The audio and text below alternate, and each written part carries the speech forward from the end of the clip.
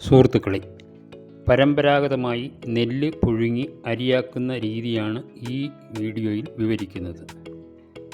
വിളഞ്ഞ നെൽപ്പാടത്തു നിന്നും കൊയ്തെടുക്കുന്ന നെല്ല് 4-5 ദിവസം വെയിലത്തിട്ട് ഉണക്കി പാടത്ത് വെച്ച് തന്നെ കാറ്റത്ത് പിടിച്ച് പതിര് കളയുന്ന രീതിയാണ് പണ്ടുകാലത്ത് അവലംബിച്ചിരുന്നത്. ഇപ്പോൾ സൗകര്യാർത്ഥം വീടുകളിൽ ഉള്ള പെഡസ്റ്റൽ ഫാനിൻ്റെ കാറ്റത്ത് പതിര് കളയുന്ന രീതിയാണ് സ്വീകരിക്കുന്നത്. കാറ്റിൽ പതിര് ദൂരെ പോയി തെറിച്ച് വീഴുകയും കനമുള്ള നെൽമണികൾ തൊട്ട് താഴെയും വീഴുന്നു. പതിര് കളഞ്ഞ നെല്ല് നെല്ലറകളിൽ സൂക്ഷിക്കുന്നു. ആവശ്യാനുസരണം പുഴുങ്ങുന്നതിനായി എടുക്കുന്ന നെല്ല് തലേ ദിവസം വെള്ളത്തിലിട്ട് വയ്ക്കുന്നു.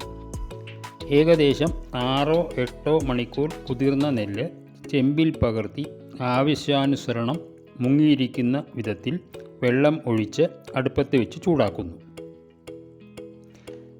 വെള്ളം തിളച്ച് കഴിഞ്ഞ് തീ കുറച്ച് പാത്രം ഒരു മൂടി വെച്ച് അടയ്ക്കുന്നു.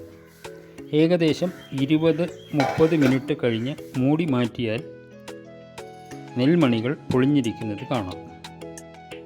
അത് ഒരു അരിപ്പയുള്ള പാത്രത്തിൽ പകർത്തി ജലാംശം മുഴുവനായിട്ട് പോകാനായിട്ട് അനുവദിക്കുക.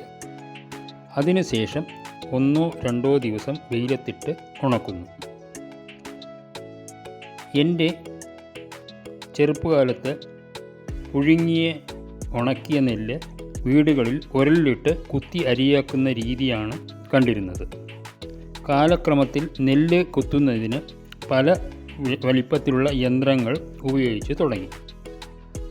ആധുനിക കാലത്ത് യന്ത്രങ്ങളിൽ ചില മാറ്റങ്ങൾ വരുത്തി തവിട് മുഴുവനായി നിലനിർത്തി തവിടോടുകൂടിയ അരിയും ഉൽപ്പാദിപ്പിക്കാം.